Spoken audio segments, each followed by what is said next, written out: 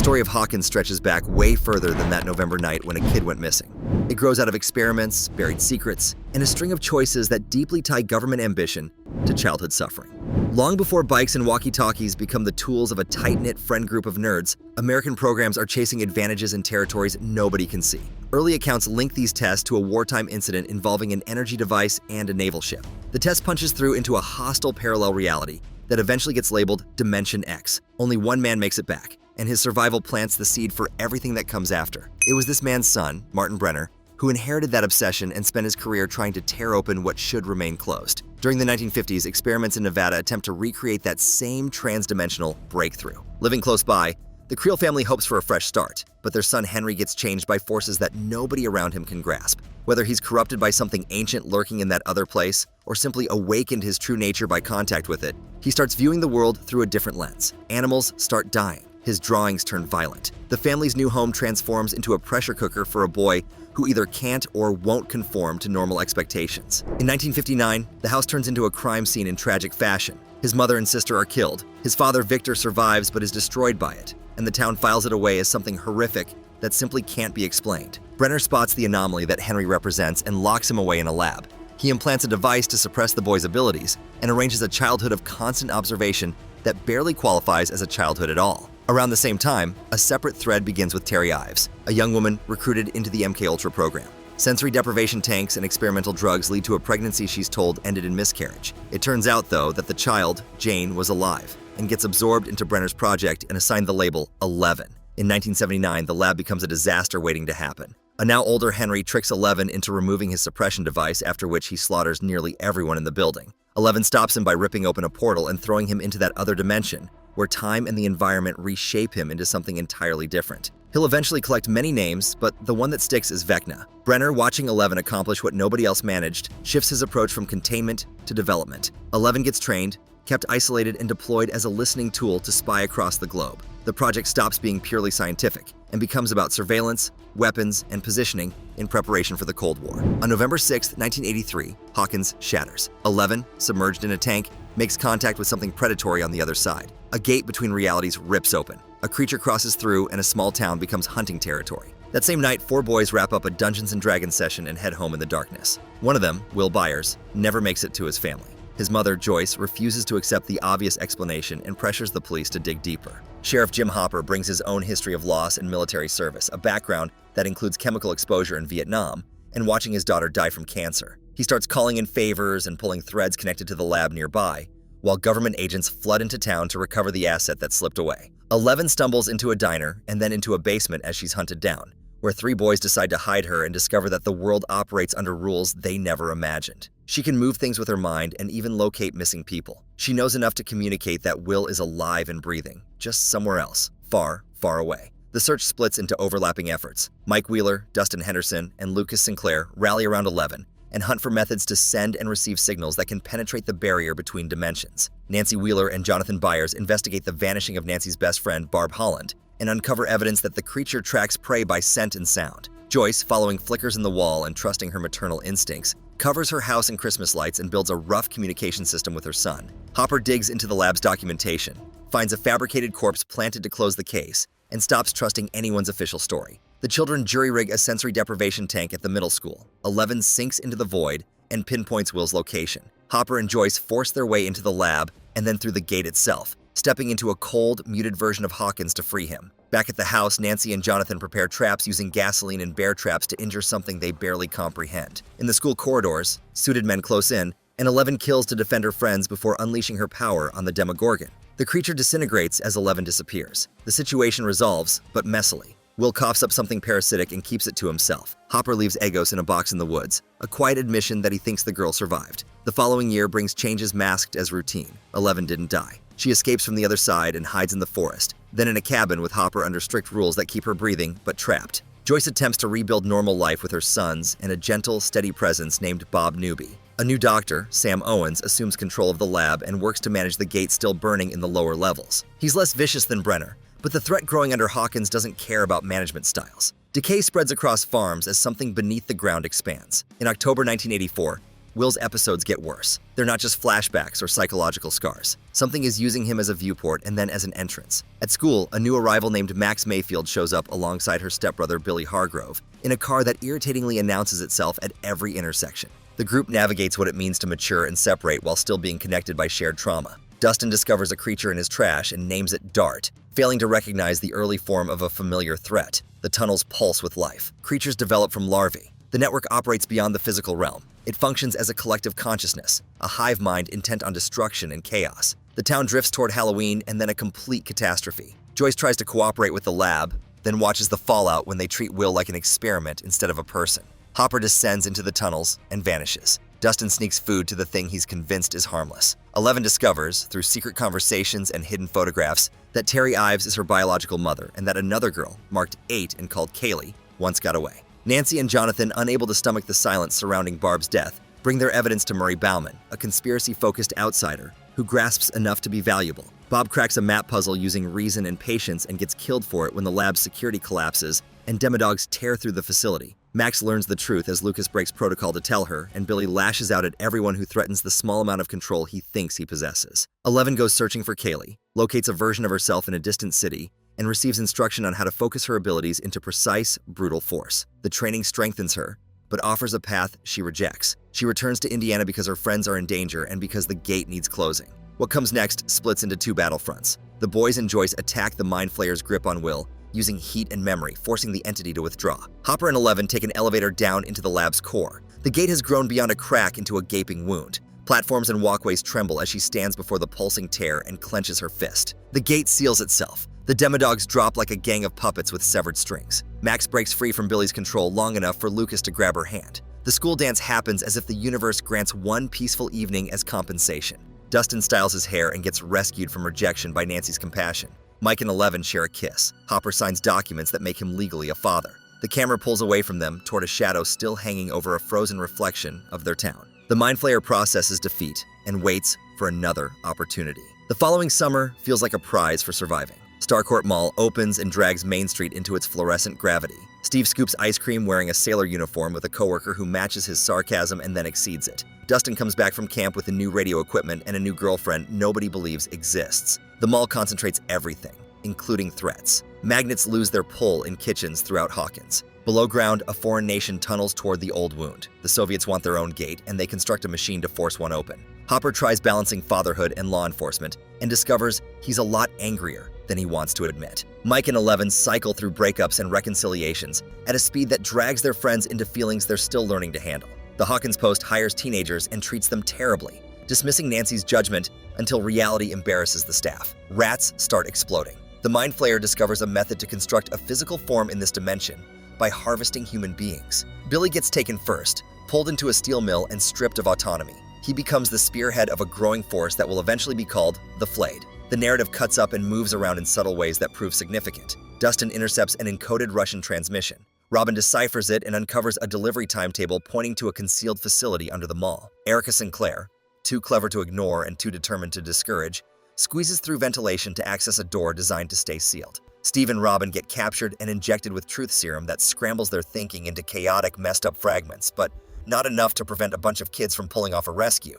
Joyce and Hopper hold a Soviet scientist named Alexei hostage in the back seat and negotiate with cherry Slurpees. Murray handles translation and emotional manipulation the way he always does, with sharp instincts for what people mean but won't articulate. Jonathan and Nancy trace clues that lead them through a hospital packed with possessed bodies to a life-sized replica of the enemy they assumed they'd left behind. Will experiences the tingling sensation that signals when the other dimension, or one of its demons, is nearby, and it becomes an alert system the group can't ignore. By July 4th, the town hosts a fair under fireworks and an optimistic banner of normalcy while battle lines have already formed under the surface. In the depths of Starcourt, Dustin and Erica direct Hopper and Joyce by radio as they navigate corridors toward the machine tearing open the gate. Above ground, Nancy and Jonathan load weapons. Lucas gathers fireworks. Mike, Max, and the others huddle around 11, who's been injured, sliced by a living fragment lodged in her leg. She attempts to crush it and realizes something internal has shifted.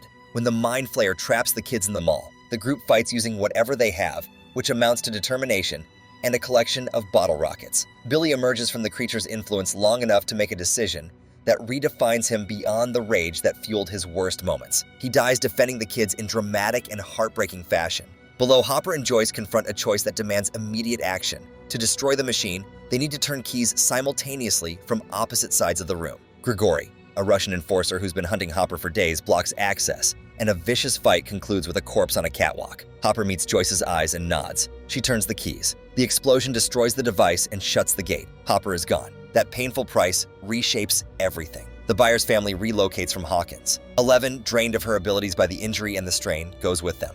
Mike and 11 cling to a promise to reunite. Nancy and Jonathan try stretching a relationship across distance and conflicting obligations. Steve moves forward with Robin, whose admission turns a fragile possibility into genuine friendship that proves more valuable. Somewhere in a Soviet prison in Kamchatka, a lone man endures. That thread waits under ice and confinement. A new year starts in a new location for part of the group. In Lenora Hills, California, Joyce works remotely and monitors 11, Will, and Jonathan as they adapt. 11 writes letters to Mike that paint a much rosier picture of school than what's actually happening. Will carries unspoken burdens he won't identify.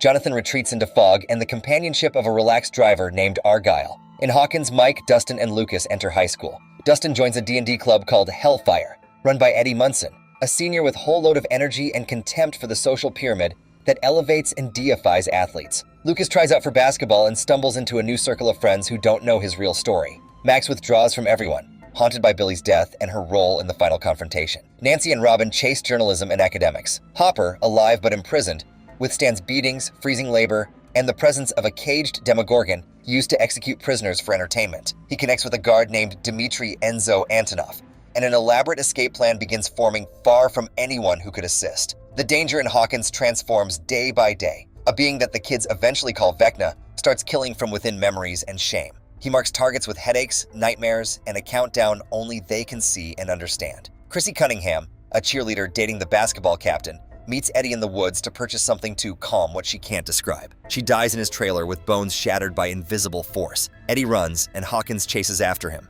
The town converts fear into a witch hunt powered by moral panic that feels safer than acknowledging the far more disturbing reality. Jason Carver, Chrissy's boyfriend, organizes teammates and adults into a mob, and suddenly the entire county is stalking a teenager who plays a tabletop game. Friends in separate locations angle toward the same problem from completely different directions. Joyce receives a doll in the mail with a message claiming that Hopper survived. She smashes it open, contacts Murray, and flies to Alaska to hire a smuggler named Yuri, who immediately betrays them. Hopper breaks his own ankle to escape his restraints and gets recaptured. In California, Mike flies out for spring break and walks into a fabrication 11 can't maintain anymore. A confrontation at a roller rink ends with 11 beating down her bully in front of witnesses. Military intelligence starts circling again because her file never truly closed. Agents arrive at the Byers residence. Gunfire rips through the living room. Jonathan, Will, Mike, and Argyle escape with a wounded guard and a phone number that guides them into the desert. Different agents intercept the van transporting 11 to juvenile detention. Except it's not actually a detention vehicle, it belongs to Dr. Owens.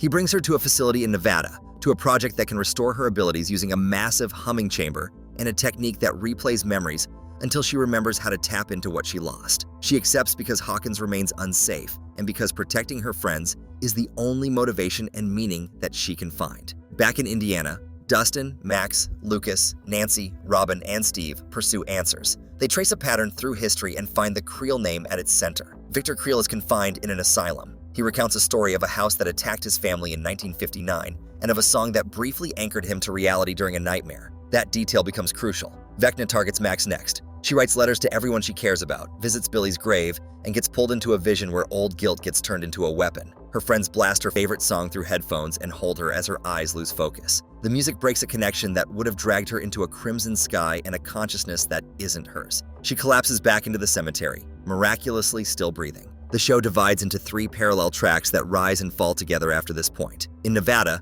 11 meets an older orderly who claims he understands what was done to her and the others, and that he can help her escape. He's patient, almost kind, and he's lying perfectly. His actual name is Henry Creel. In the asylum, Nancy and Robin pose as graduate students to interview Victor and nearly get ejected by a doctor who suspects their deception. It doesn't matter though. They extracted what they needed. In Russia, Joyce and Murray overpower Yuri in his own aircraft, crash into snow, and improvise their way into the prison by pretending to be their captor and his buyer. Hopper, thrown into an arena with a Demogorgon, converts a spear into a desperate strategy to cling to his life and survives long enough for a gate to open and a woman who refused to abandon him to arrive. The Hellfire crew searches the Creel house for signals. Lights flicker in patterns that trace a presence from the other dimension. Steve follows evidence into Lover's Lake and gets dragged through a gate beneath the water. Nancy, Robin, and Eddie dive in after him and battle demobats in woods that resemble Hawkins, but aren't quite right. Dustin, Lucas, and Erica figure out communication using light and then locate a portal they can all access simultaneously.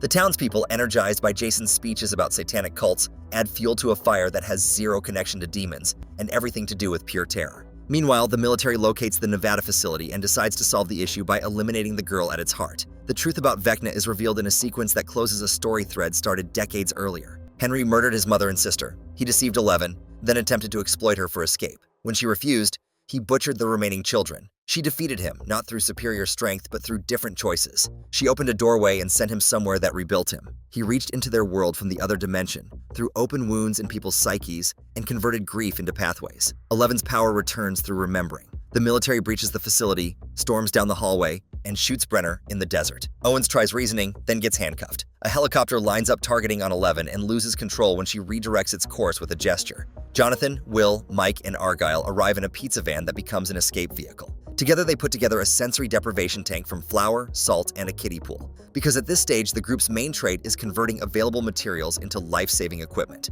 Everyone works together on a final strategy that spans borders. In Hawkins, the older teenagers steal a camper and raid an army surplus store. Steve confesses that his vision of the future still includes Nancy. Robin notices Vicky and understands that attraction doesn't guarantee timing. Jason stalks them and becomes a variable they can't fully predict. Lucas, Max, and Erica establish a position in the Creel house. Max volunteers as bait because Vecna wants her, and because her freedom of choice beats waiting to be hunted. In Russia, Hopper, Joyce, Murray, and Enzo choose to return into the prison rather than escape because they understand something the kids don't. The creatures operate as a hive, and damaging them there will weaken what the kids are fighting here. In Nevada, 11 slides back into Max's awareness from 1,000 miles away. It's a rescue built from the most desperate form of faith. In the Upside Down, Eddie and Dustin climb onto a trailer roof, wire up amps, and launch a performance loud enough to pull a sky full of bats away from the others. Nancy, Steve, and Robin head toward Vecna's location. The clock runs down on multiple battles simultaneously. Max sits in the Creel attic and closes her eyes, gripping Lucas's hand as long as possible before she has to release it. Jason bursts in and starts swinging at the worst conceivable moment. Erica gets ambushed outside by a classmate with overbearing righteousness and a lack of good information. Hopper grabs a sword scavenged from a display and enters a room containing a demogorgon. Murray covers monsters in flames. Enzo secures exit routes that might not hold. 11 locates Max inside a high school dance and confronts Vecna in a space constructed from memory. Nancy ignites a Molotov cocktail and hurls it. Robin adds more. Steve swings a close combat weapon that has somehow become his trademark. Eddie, bleeding and grinning at his own bravery, stays in the street when he could have run. He dies in Dustin's arms. There's no version of the strategy without casualties. The result is a victory that still fractures the town. Vecna isn't finished, but he's damaged. He tears open wide gates that trigger a massive earthquake. Structures collapse. A visible rift divides Hawkins on maps and in discussion. The town labels it a natural disaster. The group calls it a countdown. 2 days later, the survivors trickle back in. The gym becomes a donation center. Robin and Vicky share awkward moments over peanut butter and exhaustion. Dustin tells Eddie's uncle what actually happened because someone needs to carry that truth. Hopper walks back into a cabin, and a girl who thought he was dead reaches for him and won't let go. Max lies in a hospital bed, alive but unconscious, after 11 drags her back from flatlining by refusing to accept an ending on a schedule she didn't approve. Snow that isn't snow drifts across fields and roads. The air tastes wrong. The ground around the fault looks diseased. The final shot isn't reassurance. It's confirmation that Hawkins is now a border town between here and there. The long trajectory that started with engineered curiosity and a boy's isolation now points toward an endgame. The government's efforts to weaponize powers capable of warping distance created children who either shattered or became dangerous through survival. The projects on both sides of the Iron Curtain punched holes in a place that punishes arrogance. The Mind Flayer, exploiting the architecture of that ego, discovered in Henry Creel an instrument of corrupted will that could accomplish far more from a distance than an army could achieve directly. Every season has forced the group to swap a myth for a fact. The monster wasn't a faceless thing in the woods. It was a demogorgon connected to a gate. The infection wasn't a disease. It was a hive that could be incinerated. The curse wasn't folklore. It was a man who rebuilt himself into a predator that feeds on guilt.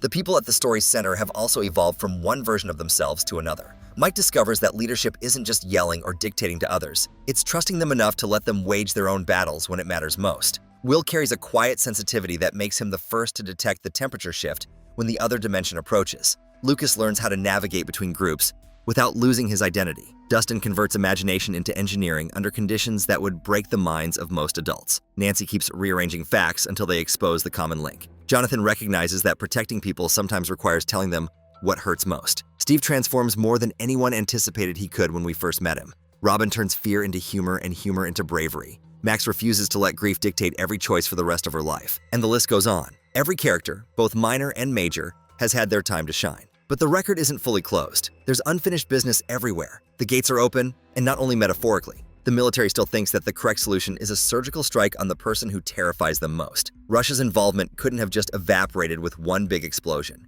The Creel house remains a bruise in the middle of town, a location that looks like it could be rehabilitated if someone would just mow the lawn and hire a contractor, but it radiates history too dense and dark for a simple paint job to cover it up. The tunnels are sealed, but the system that created them still exists on the other side, waiting for fresh orders. The strategy to finish this will need to address all of it at the same time because the show has always punished any attempt to isolate one cause and dismiss the others. So this has been the entire story of Stranger Things so far. Which character's epic story was your favorite? Are you hyped for Season 5? Let us know in the comments below. And if you want to see more Stranger Things content and theories, click the video on screen now.